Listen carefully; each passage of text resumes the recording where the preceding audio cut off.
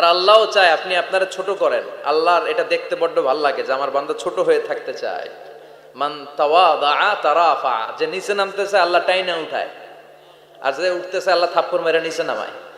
কথা কন। মুসা আলাইহিস সালাম, সহিহ বুখারীর বর্ণনা, বনি ইসরাইলের লোকদের মাঝে ওয়াজ করতেছিলেন, এরকম নসিহত করছিলেন। তো একজন দাঁড়িয়ে বলল, ইয়া নবী আল্লাহ মুসা, মান আ'লামুন নাসি ফিল আরদ, হে মুসা নবী, জানতে বড় মনে চায় বর্তমান পৃথিবীর সবচেয়ে বড় জ্ঞানী কে? মুসা আলাইহিস সালাম কয় আমি। মুসা আলাইহিস সালাম কি বললেন? আনা। আসলে কথাটা ঠিক।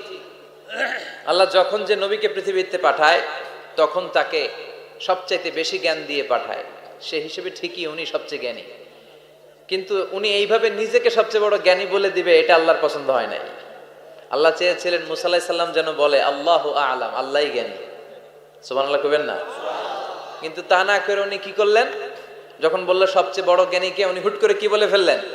আনা, আমি। আল্লাহ এটা পছন্দ করেনি। আল্লাহ ডেকে বললেন, মুসা, ইউ আর অ্যাবসলিউটলি রং, তুমি ভুল করেছো, তুমি সবচেয়ে জ্ঞানী নও, তোমার চেয়ে বড় জ্ঞানী আছে। সুবহানাল্লাহ পড়েন। তার মানে জানার কোনো শেষ নাই, জাননেওয়ালার উপর জাননেওয়ালা আছে। আর সবচেয়ে বড় জাননেওয়ালা কে?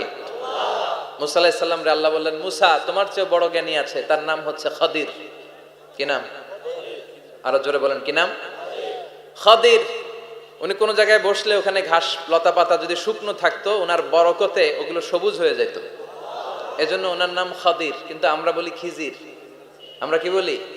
খিজির। আল্লাহ বললেন, ইযহাব ইলা মাজমাইল বাহরাইন, দুই সাগরের মিলন কেন্দ্র, ওখানে যাও, ওখানে যে এমন এক বান্দার সন্ধান পাবা সে তোমার চেয়েও জ্ঞানী। সুবহানাল্লাহ পড়ে। তাহলে আমি সবচেয়ে বড় জ্ঞানী, আমি আল্লামা, এটা বলতে পারে শয়তান। চিল্লা এখন ঠিক কিনা? এজন্য আমরা যেন নিজেকে নিজে সবসময় ছোট করে উপস্থাপন করি, তাহলে আল্লাহর দরবারে আপনি বড় হয়ে যাবেন। কথা বুঝতে পেরেছেন? আল্লাহ আমাদের সবাইকে কথাগুলো বুঝার ও আমল করার তৌফিক দান করুক। আমরা পড়ি আমিন। কি হয়েছে ওইখানে? মানুষ জায়গা হয় না? আচ্ছা, জি, ভলান্টিয়ার্স যারা আছেন তারা ওই যে কাপড়গুলো খুলে দেন। খুলেই তো দিছে, তারপরেও জায়গা হচ্ছে না। কি আর করবেন? একটু কষ্ট করে শুনতে হবে। কষ্ট আছে যেখানে, সওয়াব আছে সেখানে। দাঁড়ায় শুনলে বেশি সওয়াব, তো ওনাদেরকে বেশি সওয়াব থেকে বঞ্চিত করবেন কেন? সওয়াব নেই কোনারা, আপনারা সওয়াব নেন, সওয়াব পাবেন ইনশাআল্লাহ। কষ্ট হচ্ছে না তো? এই মাহফিলে একবারে বসে যেতে হয়, টানা হিচড়া আমি করি না। টানা হিচড়া করলে ক্যামেরাওয়ালারা উল্টায় পড়বে, এই ক্যামেরাম্যানরা, তারপর একটা বিশৃঙ্খলা সৃষ্টি হবে। এজন্য টানা হিচড়ার দরকার নেই, যে যেখানে আছেন থাকেন। আবহাওয়াটা খুব সুন্দর আবহাওয়া, গরমও না ঠান্ডাও না। কি বলেন? আলহামদুলিল্লাহ পড়ি। কোনো আওয়াজ হবে না আশেপাশে, এই যে আপনি লাগবে না, থাকেন ওইভাবেই থাকেন। যে যেখানে আছি ওইভাবে থাকি, কোনো আওয়াজ হবে না। আমার সময় খুব কম, একটু পরেই আমাদের প্রধান মুফাসসির চলে আসবে। উনি আসার আগ পর্যন্ত কিছু কথা আমরা শোনার চেষ্টা করি, শিখার চেষ্টা করি। আমরা শিখতে এসেছি, শিখতেই হবে, আপনাকে পড়তেই হবে। কোরআনের প্রথম কথা হচ্ছে পড়ো, আর নিজের জীবন গড়ো। ঠিক কি না? পড়তেই হবে আপনাকে, না পড়ে উপায় নাই। যখন যে অবস্থায় থাকবেন পড়বেন। জীবনে আমি আমার একটা কিছু মটো আছে, লক্ষ্য, এটাকে খেয়াল করে আমি চলি। বিষয়টা হচ্ছে এরকম যে আমি কখনো হারি না, আমি হয় জিতি নয় শিখি। এরকম একটা অ্যাটিটিউড রাখবেন যে শিখতে আমাকে হবেই, কিন্তু হেরে যাব না আমরা। চিল্লায় বলেন ঠিক কিনা? এবং শিখাটাই আপনাকে মুক্তি দিতে পারে। এজন্যই কোরআনের প্রথম কথা আল্লাহ শিখার ব্যাপারে উদ্বুদ্ধ করেছেন। আল্লাহ বলেছেন, ইকরা বিসমি রাব্বিকাল্লাযী খালাক, read in the name of your lord who has created, পড়ো তোমার প্রভুর নামে যিনি তোমায় শিখিয়েছেন। এজন্য পড়তে হবে, জানতে হবে। আসেন আমরা সরাসরি মহাবিশ্বয় মহাগ্রন্থ আল কোরআন থেকে শুনি। উদ্দেশ্য হচ্ছে যে আমরা নিজেদেরকে আলোকিত করব, উই এনলাইটেন আওয়ারসেলফ, ভিতরটাকে আলোকিত করব, আলোকিত মানুষ হব, সাদা মনের মানুষ হব, আল্লাহওয়ালা হব ইনশাআল্লাহ। পড়েন। উদ্দেশ্য যদি ভালো হয়, সওয়াব কামিয়ে আপনি শেষ করতে পারবেন না। আর উদ্দেশ্যে যদি ভেজাল থাকে, কোনো লাভ নাই। হাবা মানসুরা, সব শেষ। এগুলারে উঠাইলে, মিজানের পাল্লায় উঠালে কোনো ধরনের ওজন হবে না। আজকের এই তাফসির মাহফিলে আমরা এসেছি শিখার জন্য আর একজনকে খুশি করার জন্য। তিনি কে? আল্লাহ তুমি কবুল করো। আমি আপনাদের খেদমতে সূরাতু আদ-দুহা তেলাওয়াত করেছি। এই সূরাটা মুখস্থ আছে না অনেকের? কমন একটা সূরা, প্রায় আমরা সালাতে পড়ি, মক্তবেই তো এগুলো শিখে ফেলছি, ঠিক কি না?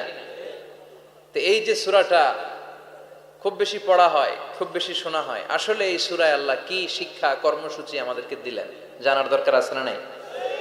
আসেন আজকের এই চমৎকার রজনীতে আমরা সূরাতুদ দুহার আলোকে কিছু কথা শুনি। এটা কোরআনের 30তম পারায় অবস্থিত একটা সূরা। কততম পারা? এটা মাক্কি সূরা। একটু আওয়াজ করে বলবেন, কি সূরা? মাক্কি সূরা। এই সূরার আয়াত সংখ্যা 11টি। কয়টি? 11টি। এটা কোরআনের একটা মোটিভেশনাল সূরা। কি সূরা? মোটিভেশনাল। আমরা প্রায় এই শব্দটা শুনি না, মোটিভেশন, মোটিভেশন, মোটিভেশন। এই ছেলে কি তোমাদের কি হয়েছে? কথা বলা যাবে না তো, একেবারে চুপ থাকো, যে যেখানে আছো থাকো, কানগুলো খাড়া করো খরগোশের মতো, কোনো আওয়াজ হবে না, একেবারে চুপ।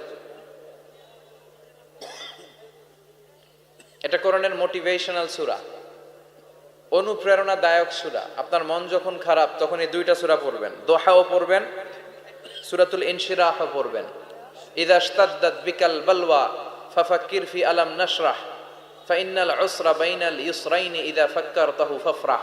নিরাশ হওয়া যাবে না, হাল ছাড়া যাবে না, ভরসা রাখতে হবে একজনের উপরে। চিৎকার করে বলেন, তিনি কে? আল্লাহ। হতাশ যারা, ফ্রাস্ট্রেটেড আপসেট পিপল, তাদের জন্য, হতাশ ব্যক্তিদের জন্য এই সূরাটা একটা আলোকবর্তিকা, একটা আলোর মশাল। এই সূরাটা পড়লেই হতাশ ব্যক্তিরা মনে শান্তি পায়, আশা ফিরে পায়, দিক ফিরে পায়, ঠিক কি না? এই সূরাটা নাজিল হওয়ার একটা ব্যাকগ্রাউন্ড আছে, শুনবেন। বিষ্ণু ঈসা ইসলামের কাছে যখন ওহী নাজিল হতে শুরু করলো, বিষ্ণু ঈসা ইসলাম ওহীর কথাগুলো পৌঁছে দিতে লাগলেন। যাই নাজিল হতো বিষ্ণুনবী পৌঁছে দিতেন, বিশ্বনবী সাহাবাদের কাছে শেয়ার করে দিতেন। যেটাই নাজিল হতো তিনি পৌঁছে দিতেন, যেটাই, কারণ আল্লাহর আদেশ, ইয়া আইয়ুহার রাসূল বাল্লিগ মা উনজিলা ইলাইক। ও নবী, আপনার কাছে আমি ওহী থেকে যা নাজিল করি সব পৌঁছে দেন, একটাও গোপন করা যাবে। আল্লাহর কাছ থেকে বিশ্বনবী যে সমস্ত মেসেজ, ইনফরমেশন, তথ্য, রেভেলেশন ওহী পেয়েছে, একটাও কি বিশ্বনবী গোপন করেছে? সব প্রকাশ করে গিয়েছে, সব শেয়ার করে গিয়েছে। বিশ্বনবী শেয়ার করতে লাগলেন। সকালে যা নাজিল হয় শেয়ার করেন, দুপুরে নাজিল হয় শেয়ার করেন, রাতে নাজিল হয় শেয়ার করেন, শেয়ার করতে লাগলেন। কিন্তু কি অবাক করা কাণ্ড, হঠাৎ করে এই ওহী আসার ধারাবাহিকতা আল্লাহ বন্ধ করে দিলেন। ওহী আর আসে না, আকাশ থেকে নতুন তথ্য আর নামে না। ঘটনা কি? ওহী আসে না কেন? তথ্য আসে না কেন? জিব্রাইল আসে না কেন? কোন বর্ণনা এসেছে 15 দিন, কোন বর্ণনায় 1 মাস, 3 মাস, এমনকি 6 মাস পর্যন্ত বর্ণনা পাওয়া যায় যে বিশ্বনবীর কাছে 6 মাস ওহী আসে নাই। বিশ্বনবী তো অবাক, ঘটনা কি? ওহী নামে না কেন? আর ওহী না আসলে তো বিশ্বনবী শেয়ার করতে পারে না। এতদিন যা আসতো বলে বেড়াতো, এখন আসেও না, বলতেও পারে না। কাফির মুশরিকরা বিশ্বনবীর গালি দিতে শুরু করলো, মুহাম্মদের রব মুহাম্মদরে ভুইলা গেছে, মুহাম্মদের আল্লাহ মুহাম্মদরে ছেড়ে দিয়েছে। বিশ্বনবীর চাচি আবু লাহাবের স্ত্রী উম্মে জামিল বলতে শুরু করলো, কি মুহাম্মদ, তোমার শয়তানটা তোমার কাছে আসে না? না, শয়তান দ্বারা তিনি জিব্রাইলকে বুঝিয়েছেন যে তোমার জিব্রাইল তোমার কাছে আসে না। এভাবে সবাই গালমন্দ করতে শুরু করলো যে মুহাম্মদের আল্লাহ মুহাম্মদকে ভুলে গিয়েছে। বিষ্ণু ঈসা ইসলাম নিজেও হতাশ হয়ে গেলেন। কি রে, ওহী আসে না কেন? আমার কোনো ভুল হচ্ছে না তো? আমার কোনো অপরাধ হয়ে গেল না তো? আল্লাহ কি আমার উপর অসন্তুষ্ট হয়েছেন? আল্লাহ কি আসলেই আমারে ভুলে গেছেন? আল্লাহ কি আমাকে ত্যাগ করেছেন? তিনি কি আমার উপর রেগে আছেন? আমরাও মাঝে মাঝে এরকম হতাশ হয়ে পড়ি। এরকম হতাশ লোক আছে না নাই? কিরে, আমার দোয়া কবুল হয় না কেন? আল্লাহ আমার ডাকে সাড়া দেয় না কেন? আমার জীবনে এত দুঃখ কেন? আমার জীবনে তো ভালো কিছু হয় না, খালি সব কষ্ট আমার কেন? এরকম আছে না নাই? এরকম হতাশদের জন্য এই সূরাটা একটা আলোকবর্তিকা, মোটিভেশনাল সূরা। আলহামদুলিল্লাহ পড়েন। বিশ্বনবীকে আল্লাহ আশ্বস্ত করলেন আর এই সূরাটা নাজিল করলেন আর বললেন, ওয়াদ-দুহা, ওয়াদ-দুহা। দুহা মানে আলো, দুহা মানে আলো, প্রভাতের সূর্য কিরণের শপথ। Look up, the sunlight, it's a very beautiful day out there. ও নবী, হতাশ হবেন না, বেরোন, সকালের সূর্যটা কত সুন্দর, কি ঝলঝলে পৃথিবী। ফকফকে আর তকতকে, দেখলেই মনটা ভরে যায়, ঠিক কিনা? দোহা, দোহা মানে আলো, আশার আলো, সম্ভাবনার আলো। আমাদের জীবনে আলোর দরকার আছে না নাই? আলো না থাকলে আমরা বাঁচতে পারবো? আলো লাগে বড় ভালো। এই আজকে আলো না থাকলে আমার দেখা যেত? এজন্য কোরআনকে আল্লাহ আলো বলেছেন। কোরআনকে কি বলেছে? কিতাবুন আনজালনাহু ইলাইকা লিতুখরিজান নাসা মিনাল যুলুমাতি ইলান নূর। ও Muhammad, I've revealed this holy Quran unto you to lead the mankind out of darkness into the light. অন্ধকার থেকে লাইট, লাইট মানে কি? আলো, আলোর দিকে নেয়ার জন্য এই কোরআন পাঠিয়েছি। আবার বিশ্বনবীকেও আল্লাহ নূর, নূরের সাথে তুলনা করেছেন। আবার বিশ্বনবী আল্লাহর কাছে নূর চাইতেন, বলতেন আল্লাহ আমার ডানে আলো দাও, আমার বায়ে আলো দাও, আমার সামনে আলো দাও, পিছনে আলো দাও, উপরে আলো দাও, নিচে আলো দাও, আমার দেহে আলো দাও, আমার মাংসপেশির ভিতরে আলো দাও, আমার হাড্ডির ভিতরে আলো দাও, আমার জন্য তুমি আলো দাও। পড়েন আমিন। এজন্য আলো ছাড়া বেঁচে থাকা অসম্ভব। আল্লাহ তাআলা আলোর নামে সূরা দিলেন, সূরাতুদ দুহা, প্রভাতের আলো, প্রভাতের সূর্য কিরণের শপথ, আলোর শপথ। সুবহানাল্লাহ পড়েন। এরপর আল্লাহ বললেন ওয়াল্লাইলি ইযা সাজা, আলোর শপথ, সকালের, সকালবেলার সূর্য কিরণের শপথ। দ্বিতীয় আয়াতে আল্লাহ বললেন রাত্রিবেলার শপথ, যখন রাত্রিটা নিঝুম হয়, হয় নিস্তব্ধ, নিঝুম আর নিস্তব্ধ রাতের শপথ। তাহলে আল্লাহ আলোরও কসম কাটলেন, তারপরে অন্ধকারেরও কসম কাটলেন, ঠিক কিনা? আলো দ্বারা মূলত আল্লাহ তাআলা ওহির আগমনকে বুঝিয়েছে, আর অন্ধকার দ্বারা আল্লাহ তাআলা ওহির অনুপস্থিতি বুঝিয়েছে। এটা দিয়ে আল্লাহ বুঝাতে চাইলেন, ও নবী, কাফির মুশরিকরা আপনারা গালি দেয়, ওরা বলে যে আমি আপনার ভুলে গেছি, আমি আপনারে ত্যাগ করেছি, আমি আপনার প্রতি অসন্তুষ্ট। না না, আমি ইচ্ছা করে ওহি পাঠাই না, কারণ সব সময় আলো থাকলে ভাল লাগে না, কিছু সময় অন্ধকারের দরকার আছে না নাই? বুঝে শুনে উত্তর দিয়ে। 24 ঘন্টা আলো, 365 দিন খালি আলো আলো আরো আলো। যদি সূর্যের আলো সব সময় থাকে 365 দিন, ভাল লাগবে? রাতে ঘুমাবেন কেমন? আবার সব সময় ঘুটঘুটে অন্ধকার, আলো নাই, ভাল লাগে? ক্ষেত খামারে চাষ করা লাগবে না, বাজারে যাওয়া লাগবে না। তার মানে আলোরও দরকার আছে, অন্ধকারেরও দরকার আছে। এটা দিয়ে আল্লাহ বুঝাতে চাইলেন, নবী, ওহি নাজিল করার জন্য দরকার আছে, মাঝে মাঝে ওহি বন্ধ রাখা আপনার বিশ্রাম দেওয়ারও দরকার আছে। চিৎকার করে পড়েন আল্লাহু আকবার। এজন্য আল্লাহ বললেন ওয়াদ-দুহা ওয়াল-লাইলি ইযা সাজা মা ওয়াদ্দা'আকা রাব্বুকা ওয়া মা ক্বালা ওয়ালাল আখিরাতু খায়রুল লাকা মিনাল উলা। সুবহানাল্লাহ পড়েন। ও নবী, প্রভাতের সূর্য কিরণের শপথ, নিঝুম নিস্তব্ধ রাত্রিবেলার শপথ, আলো আর অন্ধকারের শপথ করে আমি বললাম আপনার প্রভু আপনারে ভুলে যায় নাই, আপনার উপর অসন্তুষ্ট হয় নাই। আমি আল্লাহ ইচ্ছা করে ওহি বন্ধ রেখেছি, কারণ ওহির একটা পাওয়ার আছে, বারবার ওহি রিসিভ করলে আপনার স্নায়ু এটা সহ্য করতে পারবে না, আপনার দেহ এটারে বরদাস্ত করতে পারবে না। নবী, আমি আপনার প্রতি এত রহম দিল, এত ভালোবাসি, বারবার ওহি নিতে নিতে আপনার যে কষ্ট হয়, এই কষ্টটা আমার আল্লাহর সহ্য হয় না। এজন্য আমি আল্লাহ ইচ্ছা করে কিছুদিন ওহি বন্ধ রাখছি। সুবহানাল্লাহ পড়েন। তার মানে এই নয় যে আমি আপনারে ভুলে গিয়েছি, আমি আপনারে ছেড়ে দিয়েছি। আরে নবী, আমি তো আমার নামের সাথে আপনার নামকে জুড়ে দিয়েছি। লা ইলাহা ইল্লাল্লাহ মুহাম্মাদুর রাসূলুল্লাহ। যেখানে আমার আল্লাহর নাম, সেখানেই বিশ্ব নবীর নাম আছে না নাই? আজান যখন দেই আল্লাহু আকবারের পরে বিশ্ব নবীর নাম আছে না নাই? একামতে আছে না নাই? আবার আল্লাহর জন্য যখন সালাত আদায় করি, শেষ বৈঠকে বিশ্ব নবীর উপর দুরূদ আছে না নাই? রাফা'না লাকা যিকরাক। ও নবী, আপনার নামকে আমি অনেক উপরে তুলে ধরেছি। আমার নাম যেখানে, আপনার নাম ওইখানে। গোটা বিশ্বব্যাপী আপনার নাম ছড়ায় যাবে। ওরা আপনারে গালি দেয় কবি বলে, ওরা গালি দেয় গণক বলে, ওরা বলে আপনি আফতার, লেস কাটা। আসলে যারা আপনারে গালি দেয় ওরাই লেস কাটা।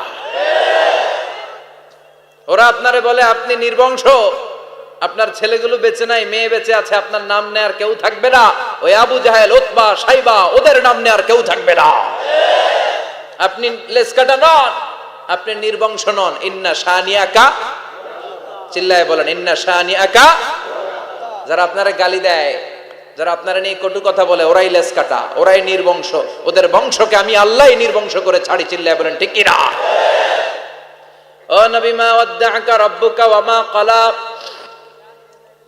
আপনার রব আপনারে পরিত্যাগ করে নাই, আপনারে ভুলে যায় নাই, আপনারে ছেড়ে দেয় নাই।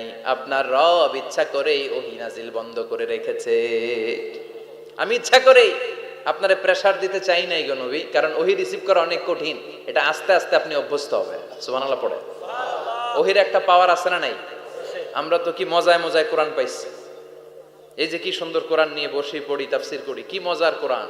আহা, এই কোরআনটা রিসিভ করতে যে বিশ্বনবীর কত কষ্ট হয়েছে। এই কোরআনকে আল্লাহ বলেছেন এটা কাউলান সাকিলা, very heavy and weighty word, এটা অনেক ওজনওয়ালা কথা। ইন্না সানুলকি আলাইকা কাউলান, এটার অনেক ওজন। এই কোরআনটা যদি পাহাড়ের উপরে নাজিল করা হতো, পাহাড়গুলো দুমড়ে মুচড়ে ভেঙে টুকরো টুকরো হয়ে খান খান হয়ে যেত, ঠিক কি না? এত কঠিন বানিয়ে এটা। ও নবী, আমি আলোর সাথে ওহীর মিল ঘটিয়েছি, আলো দিয়ে ওহীকে বুঝিয়েছি। সূর্যের যেমনি কিরণ আছে, তেজ আছে, এই ওহীরও একটা তেজ আছে। এই তেজ, এই কিরণ আপনি সব সময় সহ্য করতে পারবেন না। এজন্য আমি ইচ্ছা করে কিছুদিন ওহী নাজিল করা বন্ধ করে রেখেছি। সুবহানাল্লাহ পড়েন। ইচ্ছে করে আমি নাজিল করি নাই। সব সময় নাজিল হলে আপনার ভালো লাগতো না। বুখারীর বর্ণনা, মা আয়েশা বলতেন, শীতের রাতে, কনকনে মাঘ মাসের শীতের রাতে যখন বিশ্বনবীর উপর কোরআনের আয়াত নাজিল হতো, বিশ্বনবী ঘেমে ঘেমে একাকার হয়ে যেতেন। হাত্তা লা ইয়াতাফাসসাদু জাবিনুহু আরাকান, বিশ্বনবীর দাড়ি আর থুতনি বেয়ে ঝরঝর করে পানি পড়তো। আমরা কম্বল গায়ে দিয়ে থাকি আর বিশ্বনবী ঘামে। সুবহানাল্লাহ কইবেন না? এটা কাউলান সাকিলা, অনেক ওজনওয়ালা কথা। আবার বিশ্বনবী যখন ওটের উপরে বসে থাকা অবস্থায় কোরআনের আয়াত নাজিল হতো, ওটের বুকটা মুহূর্তের মধ্যে বালুর মধ্যে, জমিনের মধ্যে লেগে যেত। ঘোড়ায় চড়া অবস্থায় বিশ্বনবীর কাছে যখন কোরআন নাজিল হতো, ঘোড়ার পা গুলো মরুভূমির বালুতে দেবে যেত। মাঝে মাঝে বিশ্বনবী সাহাবাদের রানের উপরে, পায়ের উপরে মাথা দিয়ে শুয়ে পড়তেন, ক্লান্ত শ্রান্ত। যায়েদ বিন হারেসা, বিশ্বনবীর পালক পুত্র, তার পায়ের উপরে মাথা রেখে বিশ্বনবী একবার কথা বলতে বলতে ঘুমিয়ে পড়লেন। ঘন্টাখানিক ঘুমালেন। যায়েদ বিন হারেসা বলে, আমার কাছে তেমন কোনো কষ্টই হচ্ছে না, বিশ্বনবীর মাথাটা খুব বেশি ওজন মনে হচ্ছে না। ঘন্টাখানিক পর বিশ্বনবীর চোখ খুললেন, আর খোলা মাত্রই ওনার উপর ওহী কোরআনের আয়াত নাজিল করতে শুরু করলো। কে? যায়েদ বিন হারেসা বলে, যখনই কোরআনের আয়াত নাজিল হতে শুরু করলো, আমার মনে হচ্ছে বিশ্বনবীর মাথাটা 50-60 কেজি ওজন বেড়ে গিয়েছে।